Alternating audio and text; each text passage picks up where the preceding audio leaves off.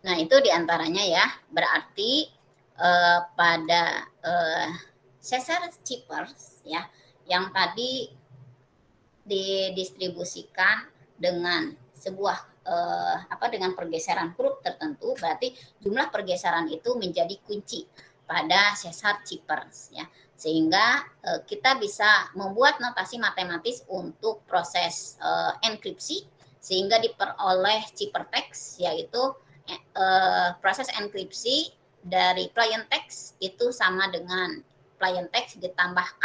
K-nya itu tadi adalah kunci untuk enkripsi, yaitu sejumlah pergeseran ya, pergeseran huruf di modulo 26. Dan pada proses dekripsi untuk memperoleh plain text itu dengan cara mengubah tadi ciphertext ya menjadi plain text dengan indeks dari ciphertext dikurangi dari kuncinya. Jadi kebalikannya.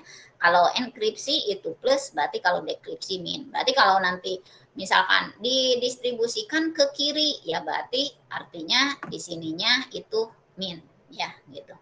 Kemudian berarti dekripsinya itu kebalikannya. Nah, berarti kalau kita lihat dari blok diagram yang tadi, berarti K1 itu adalah kunci untuk enkripsi dan K2 itu adalah kunci untuk dekripsi. Ya. Dan K itu berarti yang kita rahasiakan, karena kalau diketahui jumlah pergeserannya maka otomatis pesan yang disandikan akan diketahui. Jika dilihat dari kuncinya, maka kriptografi itu bisa dibagi menjadi dua bagian ya. Yang pertama itu adalah sistem kriptografi kunci simetris ya. Sesuai dengan namanya kunci simetris, berarti kunci untuk proses enkripsi dan proses dekripsi itu sama ya. Ini disebut juga biasanya sih dirahasiakan ya, kuncinya itu dirahasiakan atau bersifat pribadi ya gitu. Namun kelemahannya dari kriptografi ini berarti kan pengirim dan penerima pesan itu harus mengetahui kuncinya. Karena kalau tidak mengetahui kuncinya, nanti penerima tidak bisa mengetahui plain text-nya itu sebetulnya itu apa. Gitu ya. Nah, contoh dari kriptografi kunci simetri adalah data encryption standar. Ya. Yang kedua, sistem kriptografi kunci near symmetry. Ya, near symmetry atau yang disebut dengan asymmetric cryptosystem. Nah, ini berbeda dengan yang tadi kunci simetri. Namanya juga asimetri. Berarti artinya kunci di enkripsi berbeda dengan kunci di dekripsi. Ya. Untuk kunci enkripsi biasanya merupakan kunci yang publik di sini ya di near symmetry. Berarti artinya kuncinya sah-sah saja diketahui oleh umum ya. Sedangkan kunci yang dekripsinya itu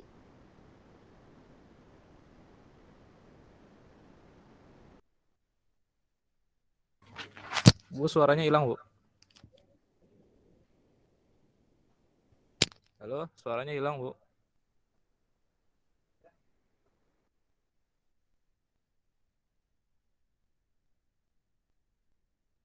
Cek, cek, Bu.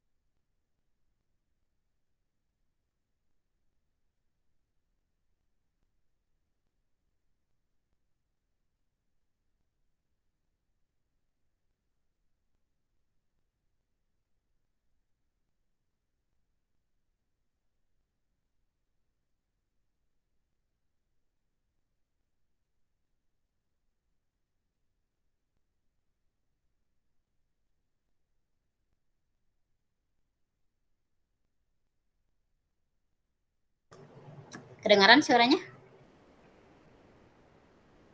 Ada, Bu. Kedengaran, Bu, ada. Dengar, Bu. Ada, Bu. Ya, kita lanjut aja. Nah, untuk yang DES, data encryption standar, ini adalah kriptografi yang memadukan teknik permutasi, ekspansi.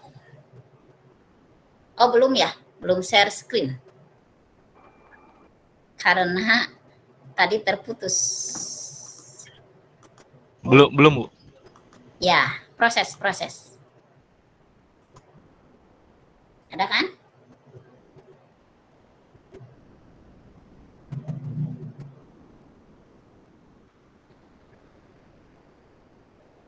Ya, jadi dekripsi itu kriptografi yang memadukan teknik permutasi, ekspansi, kompaksi, dan substitusi. Ya. Dan itu semuanya dilakukan 16 kali perulangan. Ya. Pada DES ini tidak menerapkan konsep aritmatika modulo, ya, sehingga untuk yang DES tidak kita bahas. Hanya pada DES itu menggunakan 8 karakter, berarti 8 byte, ya. Berarti artinya ada 64 bit yang digunakan, namun dari 64 itu hanya yang digunakan 56 bit saja, ya.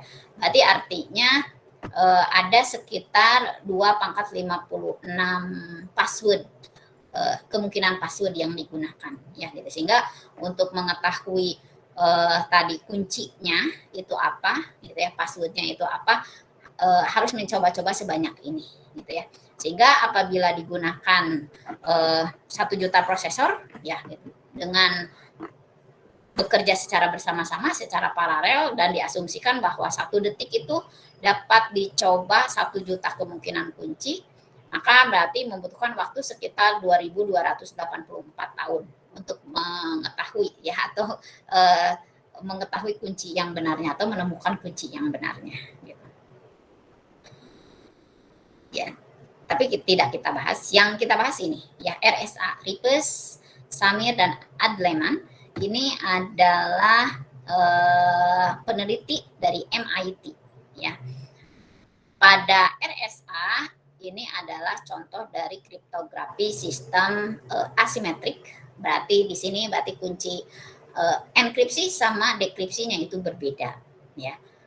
Pada RSA digunakan konsep aritmatika modulo, ya, dan bilangan prima. Untuk kunci enkripsinya maupun dekripsi digunakan bilangan bulat, ya.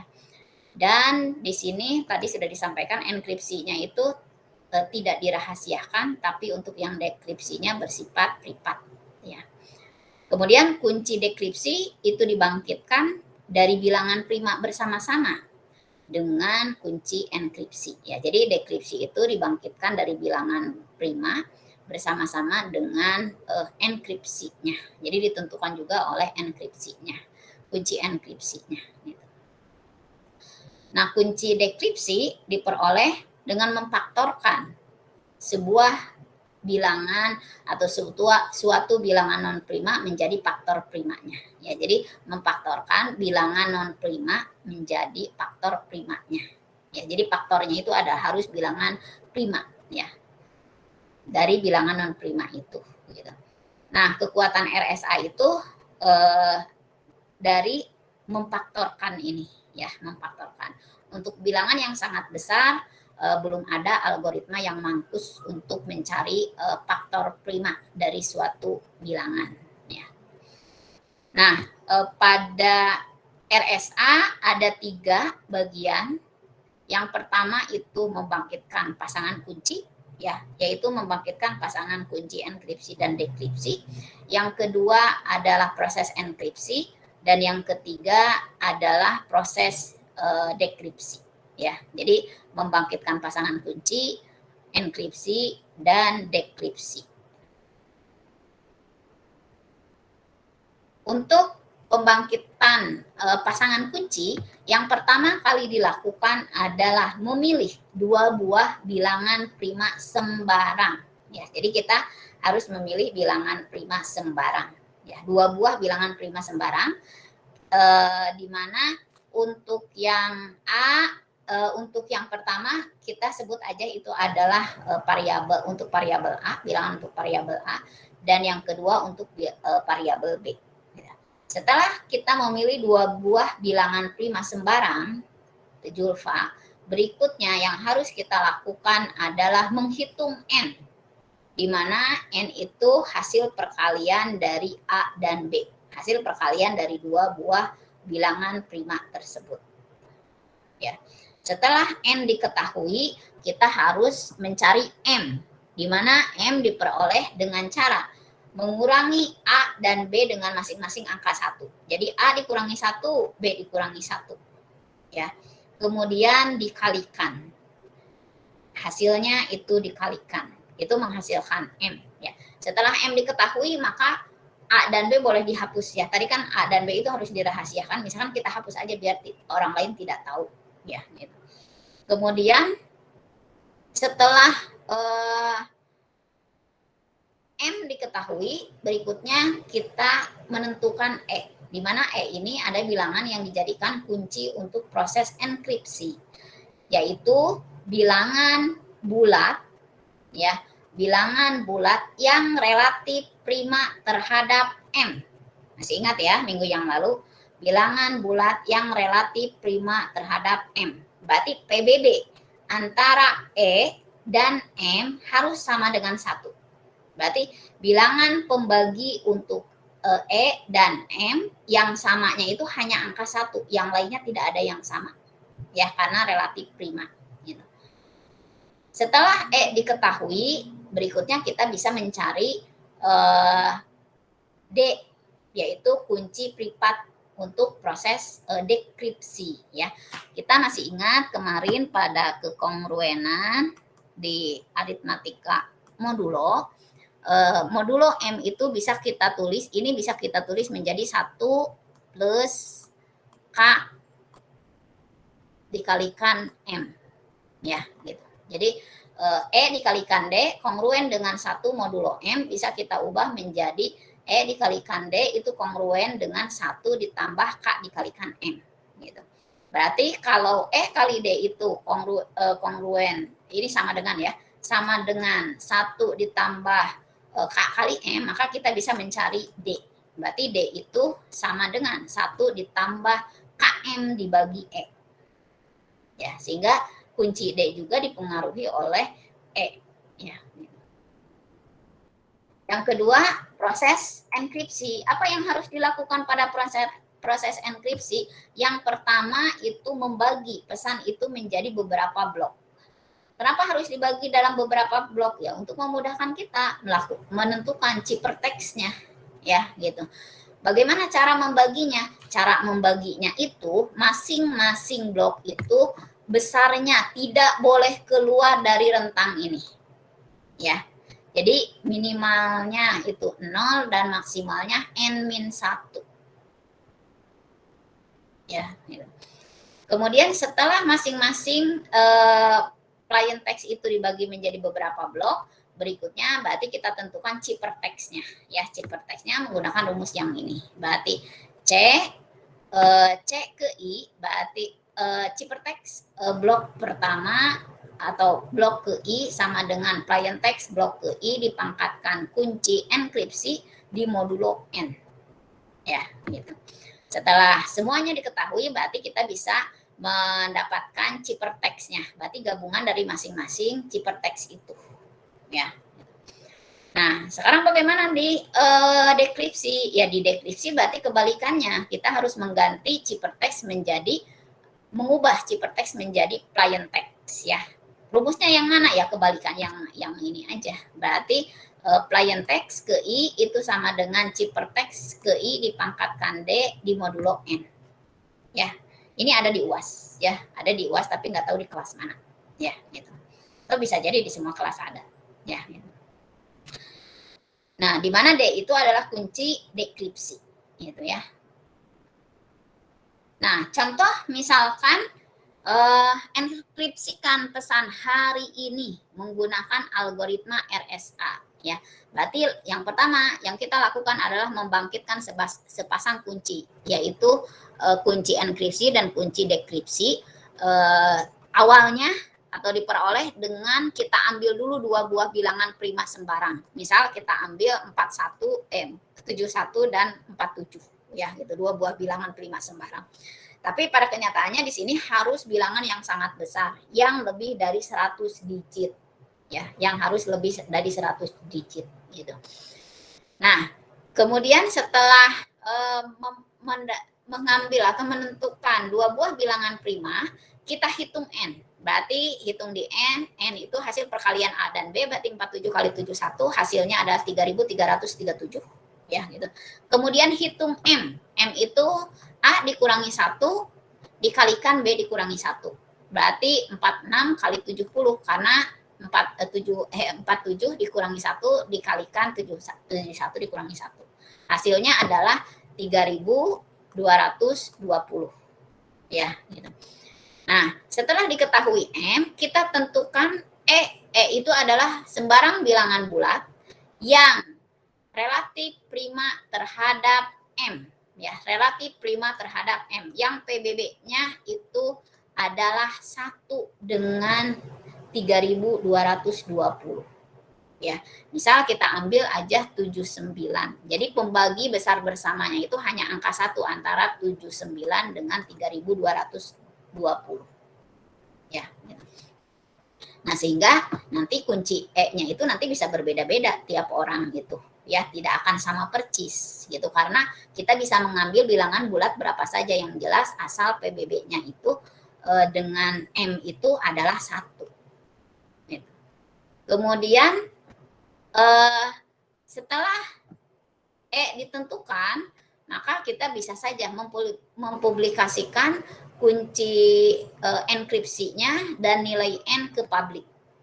Ya, gitu. Yang jelas A, M sama B itu kita rahasiakan.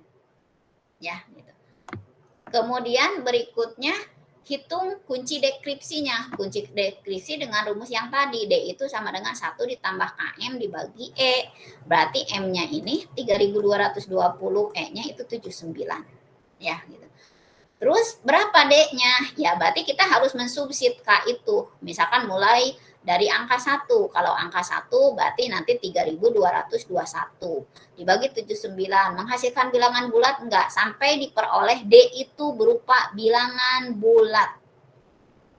Ya, itu sampai diperoleh D itu hasilnya bilangan bulat, ya, bukan bilangan real, gitu. Nah, ternyata dengan mensubsidkan 1, 2 dan seterusnya diperoleh D itu 1019. Ya, 1019. Nah, berarti kunci privat untuk proses dekripsinya itu adalah 1019 dan ini dirahasiakan, tidak boleh dipublikasikan. Ya, itu langkah-langkahnya. Kemudian pada proses enkripsi berarti pesan yang ini yang berupa teks kita ubah ke dalam kode ASCII, ya. Kode ASCII di mana pada kode ASCII huruf A itu sama dengan 65, H itu sama dengan 72, I itu sama dengan 73, N 78, R itu 82. Spasi itu 32. Karena di sini ada spasi berarti spasi juga dihitung, ya. Kemudian kita tulis sesuai dengan urutan huruf ini. Berarti kita tulis 72 dari H, kemudian A 65, ya. Kemudian R berapa sampai berarti diperoleh ini kode ASCII dari hari ini. Ya. Setelah ini kita harus membagi plain text ini menjadi beberapa blok. Dengan catatan berarti angkanya tidak boleh lebih besar dari 3.336. Tidak boleh lebih besar dari ini. Ya, boleh saja mau 7, tapi kalau misalkan dibagi menjadi beberapa blok di mana satu bloknya itu hanya 1, kapan selesainya? Akan lebih lama lagi, ya gitu. Makanya berarti kita ambil aja yang blokannya itu yang lebih besar. Karena di sini 3.300 berarti kalau kita ambil 4 maka otomatis kebesaran terlalu besar, maka berarti kita ambil 33 aja, 726, karena 726 itu lebih kecil dari sini. Jadi kalau kita ambil 3 blok, angkanya akan lebih kecil dari 336. Bisa dipahami ya? Nah, berarti P1 itu adalah 726, kemudian P3 733, 33 aja. Nah, sekarang 33 ini sekarang angka 3 terakhir. Nah, karena angka 3 itu digit yang terakhir ya, maka di P6 nulisnya bukan 3 tapi 003 karena pembagiannya menjadi 3 digit. Bisa dipahami ya? Gitu. Berarti kalau di sininya nanti misalkan ada angka 1, berarti ya 031 gitu. Nah, setelah masing-masing plain text diketahui, berikutnya kita tentukan ciphertext-nya ya. Ciphertext dengan menggunakan rumus yang ini ya. Berarti CI itu sama dengan PI, berarti ini 726 dipangkatkan kunci enkripsinya yaitu 79 ya di modulo N yaitu 3337 ya. Hasilnya katanya segini. Kalau nggak percaya silahkan hitung ya gitu. Di modulo 337 hasilnya adalah 215. Itu untuk ciphertext yang pertama ya. Untuk ciphertext yang kedua caranya sama, sampai diperoleh seluruhnya itu ciphertext-nya itu adalah ini. Gitu. Jadi pesan yang tersandinya. Kenapa Jidan? Terkesima. Hilda jangan pegang kepala seperti itu, jadi seolah-olah ini. Nah, berarti sekarang yang ketiga. Kenapa? Ibu boleh ke slide sebelumnya, Bu? Nah, enggak. Ini saya mau nanya, ini cara dapat P1, P2, P3, dan seterusnya, ini cara dapatnya gimana, Bu? Tadi kan sudah disampaikan, dibagi bloknya dengan catatan, bloknya itu harus berada di rentang yang ini, ya 0 sampai 3336. Gitu. Makanya bisa saja P1 itu hanya angka 7, P2 itu hanya angka 2, P3 itu hanya angka 6 dan seterusnya. Tapi kalau dibuat bloknya satu-satu, kapan selesainya? Gitu ya. Makanya berarti di bloknya itu kita ambil sejumlah digit, di mana digitnya itu kecil tapi mendekati yang ini. Karena ini 4 digit, kalau kita ambil 4 digit, maka yang satu bloknya itu kan 7.265. Yang ini 8.273, yang ini 3.273, misalkan yang ini 7.837, kan pada lebih dari 3.337 ya. Makanya berarti yang setiap bloknya jangan 4 huruf, jangan 4 angka, kita ambil 3 angka saja, yaitu 726, sehingga 726 masih ada di rentang ini. Kemudian berikutnya yang 582 masih ada di rentang ini juga, berikutnya 733 masih ada di rentang ini juga. Jadi setiap bloknya itu harus berada di antara rentang 0 sampai 3336. Gitu Pak Ujan. Bisa dipahami? Insya Allah nanti saya pelajari lagi, Bu. Ya. Jadi penentuan bloknya itu tadi harus berada di rentang ini.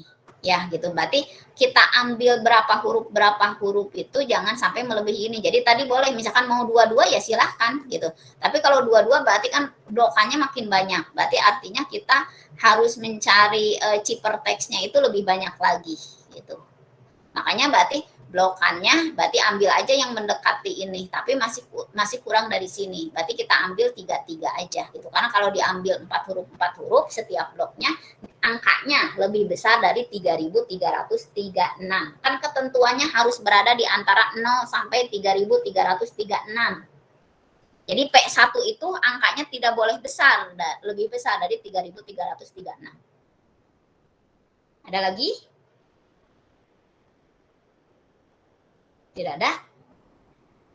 Nah, sekarang proses dekripsi berarti kebalikan dari yang tadi aja ya. Tadi D-nya itu 1019, berarti untuk blok yang pertama ya. Blok yang pertama tadi 215 dipangkatkan 1019 di modulo 3337 sampai kembali ditemukan dihasilkan 726. Ya, karena tadi di bloknya itu 33, berarti di sini juga di Cipertex-nya juga 33. Ya, gitu. Yang kedua juga sama seperti itu sampai diperoleh lagi plain text-nya itu seperti ini, teks tersandinya. Kemudian diubah lagi ke dalam kode ASCII, berarti 72 itu adalah huruf H, 65 adalah huruf A, dan seterusnya sampai plain text-nya itu adalah hari ini. Nah, ternyata begitu ya proses penyandian pesan itu. Jadi tidak secepat yang pesan sekarang kan kita taunya kirim pesan langsung ada gitu ya, langsung masuk ke kita. Ternyata prosesnya seperti ini. Ini untuk hari ini saja ya, berapa karakter coba? 8 berarti ya, 8 karakter gitu. Ada yang akan didiskusikan? Tidak ada? Ya. Kalau tidak ada, intinya kalau di UAS ada, minimal Anda bisa menuliskan langkah-langkahnya ya, meskipun tidak ditentukan hasilnya. Nah, Bu, sekarang kumaha kan ieu teh pangkat nana oge meni ageng 1018 ya gitu. Kalau pakai kalkulator juga nanti akan muncul huruf E saja gitu ya, tidak terdefinisi misalkan seperti itu, tidak bisa dicari hasilnya gitu oleh kalkulator gitu ya. Nah, untuk mencari itu maka kita gunakan ini yang tabel ASCII-nya ya, silakan Anda cari di internet banyak gitu. Kita bisa menggunakan konsep ini ya, bahwa A dikalikan B. Sebentar, mana ininya? A dikalikan B modulo M itu sama dengan A di modulo M kan dulu. Kemudian B di modulo M kan dulu, kemudian masing-masing hasilnya dikalikan, baru di modulo M kan lagi. Contoh, 7 kali 5 modulo 3. Berarti untuk mencari hasilnya bisa kita lakukan. Ini kan kalau 7 kali 5 berapa Pujan? 7 kali 5? 7 kali 5, 35. Kalau modulus 3 berarti sama dengan 2, Bu. Sama dengan 2. Kita cek, ini kan 7 kali 5 bisa kita langsung cari ya. Tapi kalau misalkan 700 kali 55 kan agak mengulang dulu ya gitu. Nah, berarti kalau seperti itu angka-angkanya besar, maka kita gunakan konsep ini. Berarti artinya 7 mod. Jadi masing-masing yang dikalikannya itu dimodulokan dulu ya, dikalikan ini. Jadi 7 modulo 3 dikalikan 5 modulo 3. Ya, modulo 3. Kemudian setelah dikalikan, hasilnya dimodulokan lagi. Ini cara cepatnya. Ya, gitu. Berarti 7 modulo 3. 7 modulo 3 itu hasilnya sama dengan berapa? Arum. Halo Arum. 1. Sama dengan 1. Kenapa 1, Rum? Karena 3 kali 2, 6. Sisanya 1. 3 kali 2 berapa? 6. 6 ya gitu. Karena bilangan di bawah 7 yang habis dibagi 3 itu adalah 6. Sehingga 7 dikurangi 6 hasilnya adalah 1 ya gitu. Atau karena 7 dibagi 3 hasilnya 2. Berarti 7 sama dengan 2 dikalikan 3 ditambah 1. Ya. Kemudian berikutnya 5 modulo 3. Arul. 5 modulo 3. Arul. Adakah Arul? Ada, Bu. Ya. Bentar, Bu. 5 modul 3, 2, Bu. 5 modulo 3 itu 2. Kenapa 2?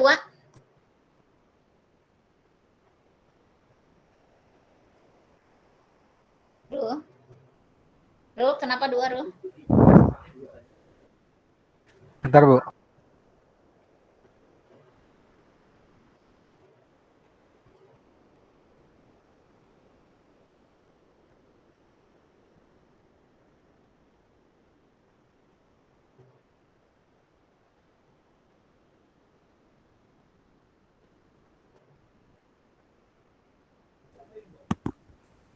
3 kali 1 sama dengan 3, sisanya 2, Bu. Ya, karena 5 itu sama dengan 3 kali 1 ditambah 2. Ya. Berarti setelah dikalikan baru di modulo 3 lagi. Ya, di modulo 3 lagi. Berarti 2 modulo 3. 2 modulo 3. 2 modulo 3 Wahyu Rahmat Setiawan. Ya, Bu. Berapa? 2, Bu, kalau nggak salah. 2, kalau nggak salah. Berarti masih ini ya, masih ragu. Rahmat? 1, Bu. 1. Kenapa 1, Mas? 2 dikali 1, 2 ditambah 1, 3. 2 dikalikan 1, 2 ditambah 1. Karena 3 itu sama dengan 2 dikalikan 1 ditambah 1. Ya. Betul gitu? Yang saya tanyakan 2 modulo 3, 3 modulo 2. Ayo.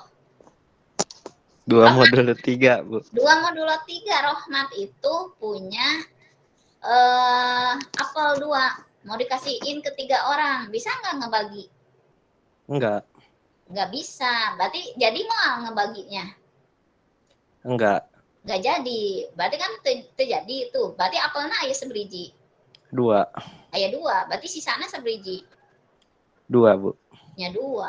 Ya, makanya berarti sama dengan yang tadi disampaikan oleh Fauzan. Ya, jangan sampai keliru ya, karena kalau Anda keliru di sini maka otomatis nanti keliru juga dalam proses penyimpanan data dan yang lainnya. Ya, gitu. Ada yang akan didiskusikan dari sini? Nah, sehingga kalau misalkan ada seperti ini, ya Fauzan, kalau ada seperti ini, misalkan berapa hasil dari 572, kalau yang ikutan Olimpiade Komputer biasa ya menemukan perpangkatan yang seperti ini ya. 572 pangkat 37 di modulo 713. Gitu. Nah, caranya berarti kita lihat pangkat ini 37. Untuk memudahkan kita, berarti si pangkat ini digunakan konsep perpangkatan bahwa A dipangkatkan M dikalikan A dipangkatkan N itu sama dengan A dipangkatkan M plus N ya. Jadi apabila basisnya sama, maka pangkatnya dijumlahkan. Gitu. Nah, sehingga kita juga lihat konsep perpangkatan ya. 2 kalau dipangkatkan kan menjadi 4, dipangkatkan lagi menjadi 8, dipangkatkan lagi menjadi 16, dipangkatkan lagi menjadi 32. Ya. Nah, sehingga yang 37 ini kita ambil bilangan di bawah 37 yang merupakan kelipatan 2. Angka berapa? Bukan kelipatan 2, perpangkatan 2 lah. Hasil dari perpangkatan 2. Angka berapa di bawah 37 yang merupakan hasil perpangkatan 2? 2 pangkat sekian hasilnya di bawah 37. Angka berapa? Yang paling mendekati 37. 32, Bu. 32. Makanya berarti 37 ini sama dengan 572 di pangkat 32 ditambah pangkat 4 ditambah pangkat 1. Ya. Karena menggunakan konsep yang ini. Kalau perkalian dengan basis yang sama, maka pangkatnya dijumlahkan. Berarti 37 itu sama dengan 32 ditambah 4 ditambah 1. Gitu. Kenapa yang diambil 4 dan 36? Karena tadi dengan mengetahui pangkat 2, kita bisa mengetahui hasil pangkat 4. Dengan mengetahui pangkat 4, nanti kita bisa mengetahui hasil pangkat 8 sampai pangkat 36. Ya. Dan 36 bisa menjadi 37, tinggal dikaliin aja 1 kali lagi. Gitu. Ya, berarti yang 32, 4 dan 1 gitu. Nah, berarti untuk mencari hasil dari 572 pangkat 4 modulo 713, kita cari dulu 572 pangkat 2 di modulo 713 ya. Berarti kita cari ini ya.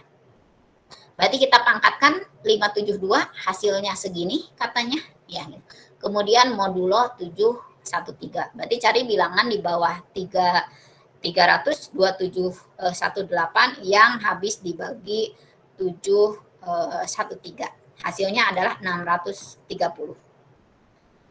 Jadi 572 dikuadratkan modulo 713 hasilnya adalah 630 ya. Yang pangkat 2 sudah diketahui. Berarti kita bisa mengetahui pangkat 4. Ya pangkat 4 tinggal ini aja dikuadratkan. Ini dikuadratkan kemudian dimodulo 713. Hasilnya itu adalah 472. Ya. Yang pangkat 4 sudah diketahui. Berarti kita bisa mencari yang pangkat 8 dengan cara yang ini. 472 dikuadratkan dimodulo 713. Hasilnya 328 ya. Yang pangkat 8 sudah diketahui, berarti yang pangkat 16 itu sama dengan 328 dikuadratkan modulo 713, berarti hasilnya adalah 634. Yang pangkat 32 ya berarti yang ini aja dikuadratkan di modulo 713, hasilnya adalah 357 ya gitu. Sehingga yang pangkat 36 itu berarti hasil dari penjumlahan 32 dan 4. Berarti kita tulis 572 pangkat 32 dikalikan 572 pangkat 4. Berarti yang 57 pangkat 32 yang ini ya dikalikan dengan yang pangkat 4. Yang pangkat 4 itu yang ini 472 ya. Kemudian di modulo 713 hasilnya itu adalah 349. Itu pangkat 36.